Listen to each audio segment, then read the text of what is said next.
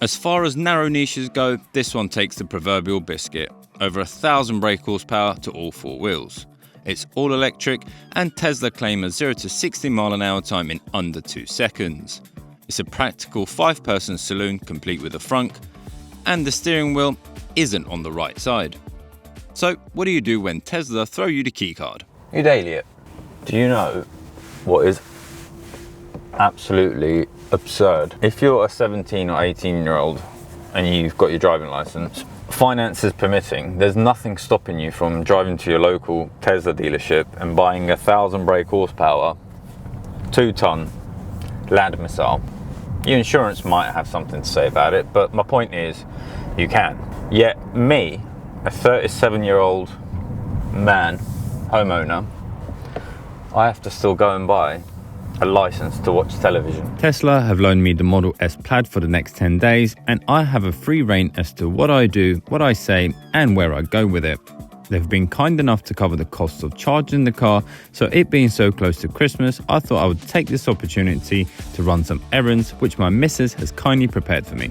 So in this video, I'm bringing you along for the journey. In order to help me with this journey, I bought this book. It's called The Extra Mile, written by Kerry O'Neill. Delicious alternatives to motorway services. Now, because I've got free charging and I'm environmentally green, rather than just going to my local M&S or my local coffee shop, I thought I'd pick a few businesses in this book to go and visit. However, the first place we're visiting today isn't in this book at all. Because if you have taken the plunge to go electric or plug-in hybrid, then there's one very important thing that you need to do first, above all else. And for that, we're heading up north to Bedford. If you haven't been introduced to the Model S Plaid, allow me to formally introduce to you the maniac that is. We have 20 horsepower more than a Bugatti Veyron, coming in at just over 1,000 brake horsepower. It's capable of doing 200 mile an hour and can complete the 0 to 60 mile an hour sprint in sub 2 seconds. Now, it's a whole second quicker than the next quickest thing that I've ever been in, and I'm pretty sure that was also a Tesla Model 3 Performance, to be exact. And that's all thanks to a tri-motor setup. We have a 314 kilowatt motor up front and 2 motors at 309 kilowatts at the rear. Before we get to the speed and the acceleration, let's start off with the interior. Much nicer place to be in than the Model 3, which should come as no surprise, because the Model S Plaid is to the Model 3 what a Mercedes E-Class is to a C-Class, 5 Series is to a 3 Series. First and foremost, this screen up here, the instrument cluster, as we traditionally know it as, should 100% make a comeback. I can see how much range I have, I can see the temperature outside, I can see the time, I can see the speed limit, I can see what mode I'm in, I can see my current speed, and if I have an address input into the satellite navigation, which I do now, I can see that as well. The space in the rear for passengers is vast. They benefit from a lack of a transmission tunnel, and there's a central screen where they can play Tesla arcade games as well as watch YouTube videos such as this one. But of course, it's not just the screen, it's the overall feeling here, it's the materials that Tesla have used. For example, on the door we've got leather, we've got carbon fiber trim that runs all across the dashboard. We've got this jean-like material, and even below the belt line, it's still all nice, soft leather. It's nice materials. Alcantara on the A-pillar and the roof lining. We've got a leather steering wheel with stitching, and even on the dashboard up here, it all feels very premium. Seats are very comfortable, very supportive, nice soft leather. It's to be expected in a car at this price point, at this caliber, but it's still nice to see that a lot of effort has actually gone into the build quality, which is not something that's always been associated with Teslas. We have a very decent boot, and we also have a frunk up front, which it appears, at least on the surface, to be as practical as the one that we find on the Porsche 911. And as we all know, the Porsche 911 is one of the most practical cars in the world. I really like this center console here, again finished off in carbon fiber with some silver touches, and inside you've got plenty of storage. You've got 2 cup holders which then withdraw, and then you've got even bigger storage with 2 USB Type-C charging points, and of course some storage in the armrest just here as well. The steering wheel is the same steering wheel that we found in the Model 3, except in this, when you have a bit of road rage and you just want to go, You can't, because the horn has been moved over to a button on the steering wheel. Not the same. And you know what's a cool feature? This is something that I saw in the Model 3 Performance. When you enter a average speed zone, so we're on the M1 at the moment, we're in a 50-mile-an-hour zone, it actually tells you what you're averaging and the miles that is remaining until the average speed cameras have finished. This screen, dare I say it, has a little similarity with the one in the BYDs, which rotate from a portrait to a landscape orientation, whereas in this, it either goes central, tilts towards the driver, or the passenger for that ultimate immersive experience of watching a map. I'm not sure why it tilts toward the passenger, but it can. Right, before we go any further, we're just about to pull up at our first stop, Anderson HQ. If you haven't heard of Anderson, they're a British design-led home charger manufacturer who produce wall boxes here in the UK. The reason I wanted to introduce them to you is because I made a video on the Porsche Taycan where I drove it for 1,000 miles and charged it exclusively at public charge points. I'll link it at the end of this video if you want to go check it out. In that video, I worked out that I would have paid almost 3 times more than what I would have if I charged the car at home, which is why a home charger is essential. I've just bought an electric car. Tell me what people can expect if they've done the same or planning on doing the same. The process of getting an EV charger can be quite confusing, especially if it's your first EV and your first EV charger. Our whole process of ordering your charge point from the first step to the very last is very intimate, very personalised, and we want to put you in touch with experts who know exactly what they're talking about. So the first step for you in this situation would be to have a consultation with a member of our sales team. You can ask questions about the charger, about the compatibility with your car, and answer any questions before you go ahead. You'll then be passed on to our operations team, who will take you through all the different installation packages we have, talk you through the survey process, which is a lot more straightforward than people think. 9 times out of 10, we just need a couple of pictures of your home and where you want the charger to go, and then we can get that installation booked in. Installation usually takes up to 4 hours. We'll set everything up for you from the charger to our new state-of-the-art Anderson app, and talk you through all the benefits of the app and the charger to get you set up, and then you're on your way. And then every Anderson customer is enrolled into our lifetime concierge service. Any information you need on EV charging tariffs, for example, we'll take you through all of that, and you've got constant access to one of our concierge team as well. And why Anderson? So we position ourselves as the premium luxury brand within the EV home charging market, and that's for a number of reasons. I mean, chargers are a very functional and practical thing, but we want to add an element of design to our chargers and make them an accessory to the home. So design is one of our biggest USPs. We have over 200 standard colour and finish combinations, but we also have a number of bespoke and special edition fascias, so you can really customise the charge point to your home as well. But we also want to give customers confidence with their purchase, so that's why we offer a 7-year warranty on all our products, and that's market leading as well. Again, it just goes back to that concierge service and that personalised touch as well. If you have any questions on your charge point, and right from the first touch point to when you've had your charger for 2 years, you can always ring us up and speak to us and get that full personalised service. I have a Tesla. Someone else might have a Porsche. Do Anderson provide different chargers for different manufacturers, or is it all the same, all compatible across the board? Yeah, so all our chargers are compatible with all electric vehicles as well. So for your example, you may think because you've got a Tesla you need the Tesla charge point, but that's not the case. If you wanted an Anderson, something bespoke that's going to match your home or your vehicle, then you can have one of ours as well. We do have a couple of different chargers. We have the A3 and the A2, but that's purely just for the type of electricity you have to your home, so whether it's single phase or 3-phase. So a couple of different chargers and lots of different options to make sure you've got the right charging solution for your home. And finally, if I wanted to match my charge box to my hat? Yeah, absolutely. So we're the only charge point company in the UK that has a custom pallet service. Send us a sample or a paint sample of your front door or window sills or something like that. Send it to us, and then like you said, we can match exactly to that. So your charger becomes an accessory to your home. Well, thank you very much. No worries. That was very informative. Thank you very much. Thank you for your time. If you want to find out more about Anderson and the home chargers, I will leave their details in the description box down below.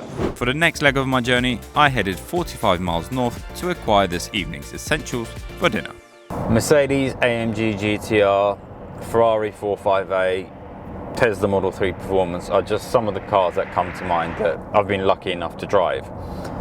And none of those come close to what this feels like.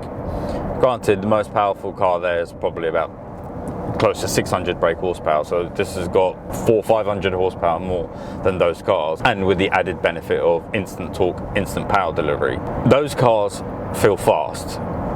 In fact, this is a conventionally quick car. It's the Mercedes AMG GT 63S 4MATIC Plus Ultimate. It has a 4-litre twin-turbo V8 and it produces 585 horsepower and can do the 0 to 62 mile an hour sprint in just 3.2 seconds. And this is what it feels like. Power up.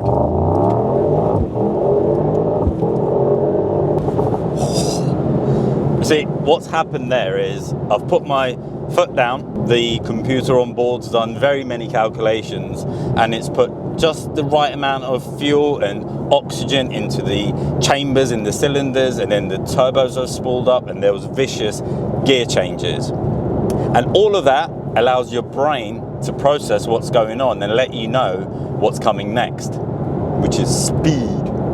Thank you to Group 1 Mercedes for the loan. Back to the Tesla. Whereas in this, you don't get any of that. It's nothing, and then suddenly your face is being pulled apart and your brain has no time to process just exactly what's happening. And that, my friends, is the best way I can articulate what 1,000 brake horsepower feels like in a Tesla. Now, it would be a crime of the century to not explore its Plaid capabilities. So first we're going to put it into Plaid mode, and if you want to know why it's called Plaid, it's reference to a 1987 film called Spaceballs. If you haven't checked it out, go check it out. Let's move the steering to heavy. Firmly hold the brake pedal with your left foot. Fully press the accelerator while holding the brake pedal. For optimal traction, wait for the ready to launch message, which shows when front suspension has lowered into cheetah stance. To launch, release the brake pedal. Here goes nothing. Jesus Christ. Oh. Anything that wasn't glued or screwed down has relocated. Here's the kicker with the Tesla Model S. You can pull outside a nightclub at 3 o'clock in the morning on a Saturday night and you'll be mistaken for an Uber. A Revuelto can't do that. Not only do you get spaceship-like qualities, neck-breaking acceleration, acres of space, but as you would expect, lots of tech too. You can take advantage of all the features that a Tesla provides through the Tesla app, where you can access the cameras on the car, you can preheat, pre-cool the car, lock and unlock the doors, check your range, all that good stuff from the comfort of your own home. This video represents a lot of firsts for me. It's the first time I'm driving a left-hand drive in the UK. I've done it in Turkey, I've done it in Spain, but first time in the UK.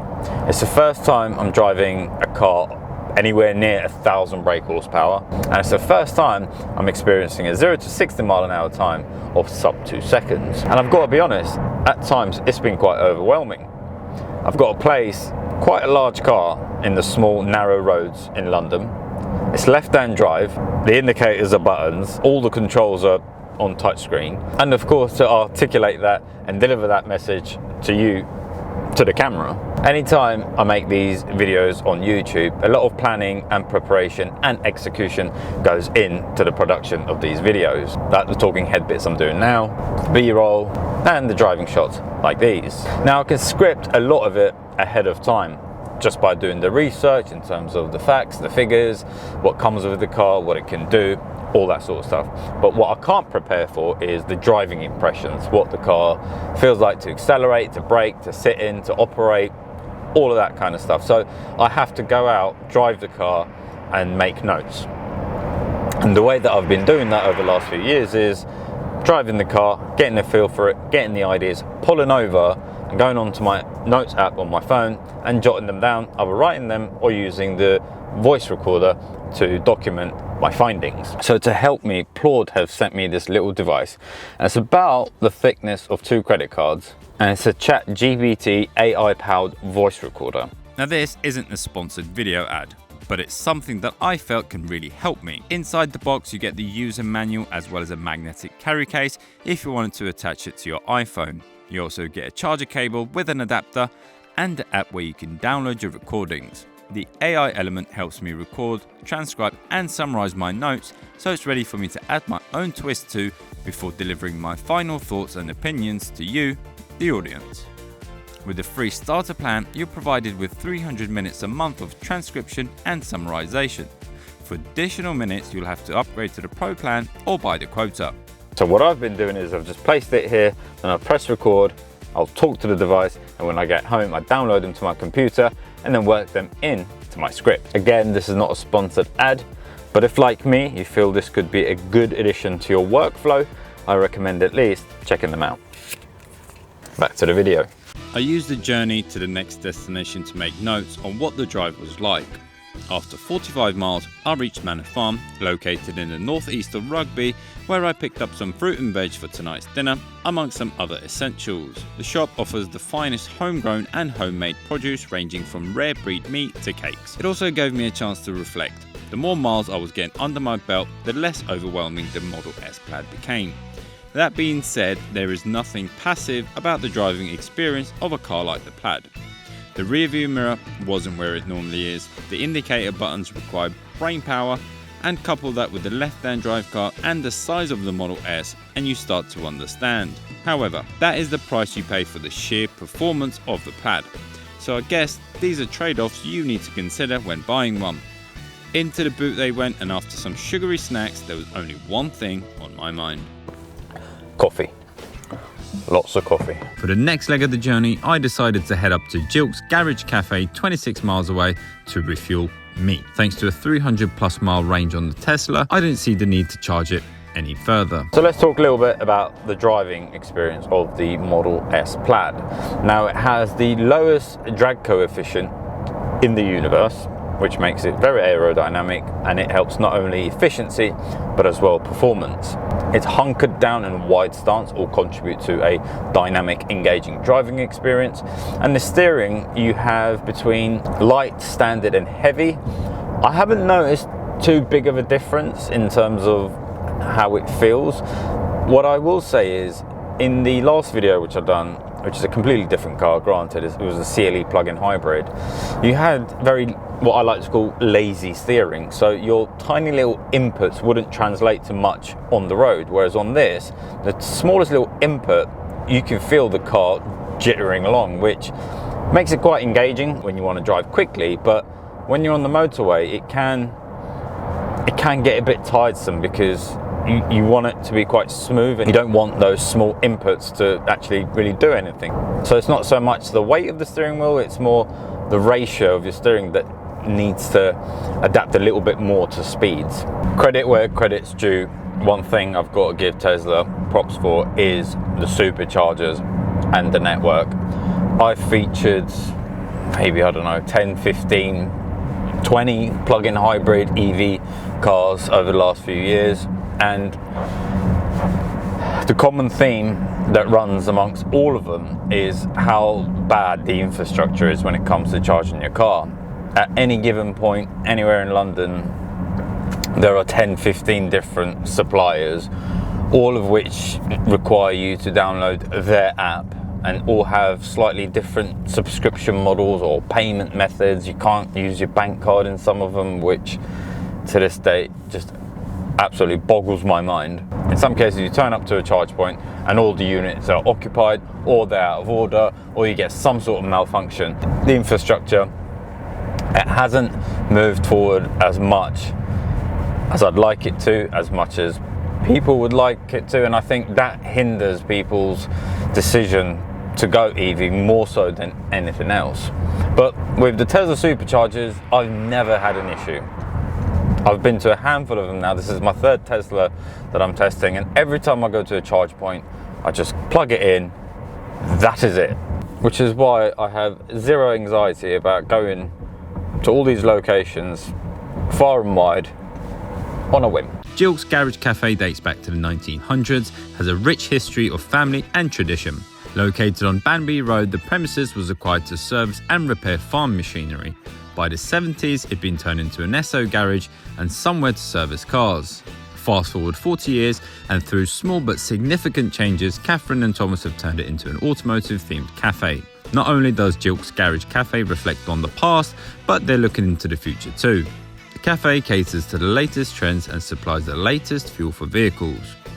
Electricity. What a cool little family business. Thank you to Catherine for my second cup of coffee for the last leg of my journey. There is enough charge. I think there's about 100 miles, 60 miles, 90 miles, 93 miles. But just so I have enough for the morning, I'm going to head on down to a Tesla Supercharger and then head home from there. Can the Model S Plaid work as a daily?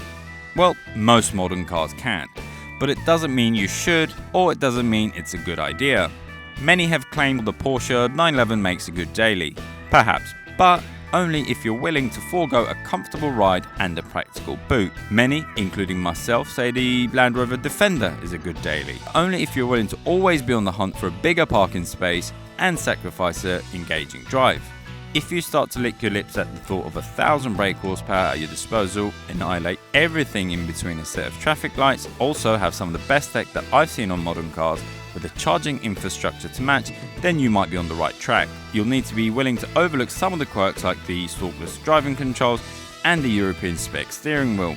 And if you are, then the Model S doesn't have much in the way of competition, especially if you get one with a yoke steering wheel. I guess one of the benefits of having a left-hand drive vehicle here in the UK is that once you're done with it, it potentially opens up the rest of Europe as a potential marketplace to sell the car on once you're done with it. Thank you very much for watching. I hope you found this video informative, useful, or at least entertaining. If you haven't checked out the video on the Porsche Taycan GTS, I'll link that up here, as well as our last video on the Model 3 Performance up here. Don't forget to like, comment, share, subscribe, all the good stuff, and I will see you guys in the next one.